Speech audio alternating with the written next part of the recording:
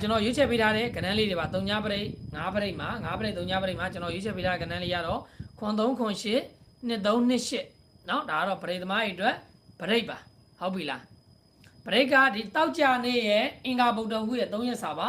เนาะတိုင်းတာနေရဖောင်းနေဆိုတဲ့အတွက်ဒီနေ့ဒီအခုတောက်ကြရဲ့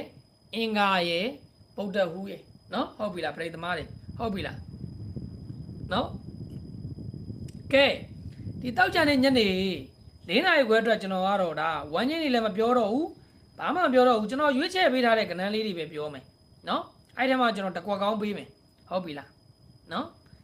ညနေကိုကျွန်တော်ရွေးအချော့ပေးမဲ့ကဏ္ဍလေးတွေကိုလိုက်မှတ်ထားပေးပါเนาะလိုက်မှတ်ထားပေးပါပြီးရင်အဲ့ထဲမှာကျွန်တော်ဘယ်လုံးမိုင်တစ်လုံးကိုလည်းပြောပေးခဲ့မယ်အကြိုက်တုံတော့ထိုးပါမကြိုက်ရင်မထိုးပါနဲ့เนาะကျွန်တော်လည်းအတိအကျတော့မသိဘူးเนาะကျွန်တော်ကြိုက်တာပေါ့ဒီညနေကျွန်တော်အဲ့လုံးမိုင်နဲ့ပတ်သက်တဲ့ကဏ္ဍကိုပဲကျွန်တော်အဓိကတင်ထိုးမှာကိုကျွန်တော်ပြောတာပါเนาะကဲကျွန်တော်ကဏ္ဍလေးကိုခေါ်ပေးပါမယ်အဲ့ဒါပြီးတကွက်ကောင်းပြောမယ်ပြီးရင်ကျွန်တော်ကင်းငါးလုံးသမားတွေအတွက်ကင်းငါးလုံးလည်းပြောပေးမယ်เนาะဟုတ်ပြီလားเนาะကဲ